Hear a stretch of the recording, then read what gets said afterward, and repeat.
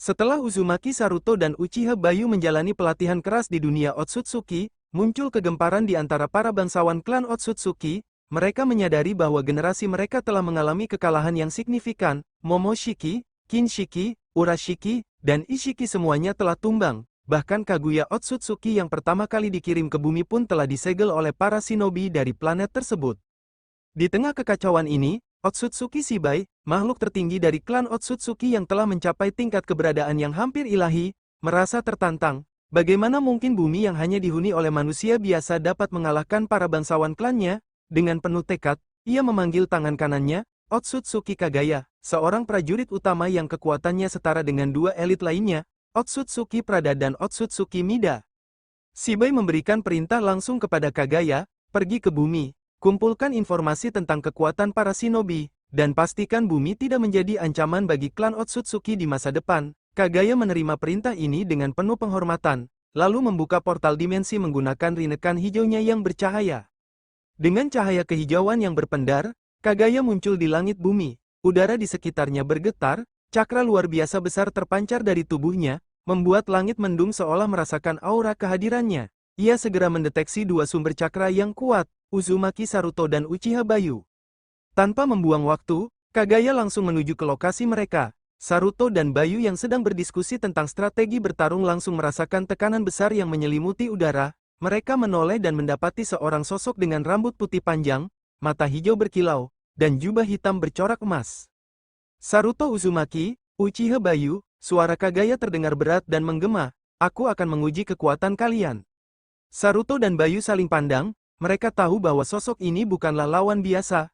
Keduanya segera bersiap dalam posisi bertarung, tetapi sebelum pertarungan dimulai, sensor ninja di Konoha mendeteksi kehadiran energi asing. Di markas sensor ninja, Maeda Yamanaka langsung mengirimkan laporan kepada Hokage ke-9, Konohamaru Sarutobi. Setelah menerima laporan, Konohamaru segera mengirim tim bantuan yang terdiri dari Raiga Yamanaka, Jinkuriki Jubi berekor 7, dan Raisen Lee, seorang ahli taijutsu yang melebihi Rock Lee. Raiga dan Raisen bergerak cepat menuju lokasi dan tiba tepat saat Saruto dan Bayu mulai bentrok dengan Kagaya. Kini, pertempuran menjadi 4 lawan 1. Namun, Kagaya tetap tenang. "Kalian pikir jumlah lebih banyak bisa mengubah hasil? Kalian meremehkanku," ujar Kagaya sambil membentuk segel tangan. Bayu, yang menyadari potensi kehancuran besar jika pertarungan ini berlangsung di Konoha, segera menggunakan ninjutsu ruang waktu miliknya untuk memindahkan mereka semua ke dimensi kosong yang telah ia persiapkan.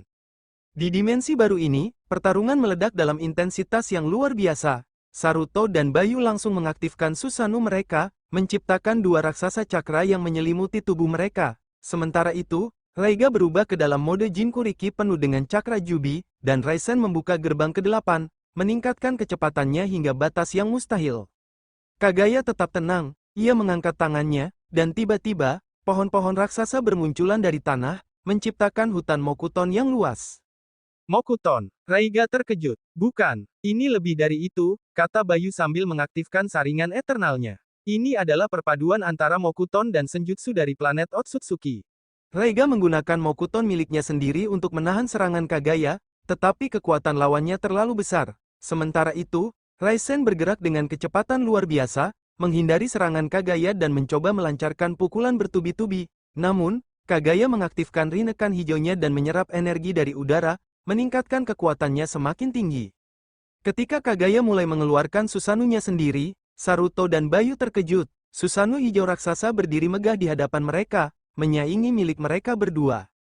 "Ini buruk," gumam Saruto. Mereka bertarung sengit, tetapi Kagaya mulai unggul. Dengan satu gerakan, ia melempar Raisen hingga terlempar jauh. Namun, Raisen kembali dengan semangat membara, membuka gerbang ke-9, api biru dan abu-abu menyelimuti tubuhnya, meningkatkan kekuatannya ke tingkat yang tak terbayangkan. Dengan satu pukulan yang tak terlihat, ia menghancurkan kaki kanan Kagaya. Kagaya mengerang kesakitan, Raiga langsung memanfaatkan momen itu dengan melancarkan Bijudama. Tetapi Kagaya menyerapnya dengan mata kanannya. Saat itulah Saruto dan Bayu bekerja sama. "Sekarang, Bayu," teriak Saruto. Bayu menghunuskan pedang Totsuka miliknya, menembus tangan kanan Kagaya dan menyegelnya. Kagaya mencoba berontak, tetapi tubuhnya mulai melemah. Saat Saruto hendak mengakhiri Kagaya, tiba-tiba cahaya keemasan menyelimuti tubuh lawannya.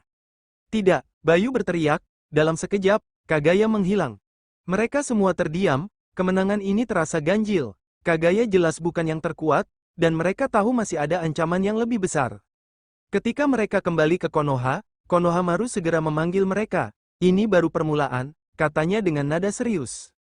Saat itu, seorang shinobi dari klan Nara, Toraya Nara, masuk ke ruangan. Hokage-sama, ucapnya, aliansi negara-negara kecil telah terbentuk. Uzushio-gakure, Takigakure, Amegakure, dan klan Iburi bergabung. Mereka ingin membalas dendam kepada 5 negara besar. Semua orang terdiam. Perang dunia shinobi kelima kini semakin nyata. Bagaimana nasib dunia shinobi? Apakah Konoha dan aliansi 5 negara besar mampu bertahan dari serangan gabungan Uzushio-gakure dan negara-negara kecil lainnya?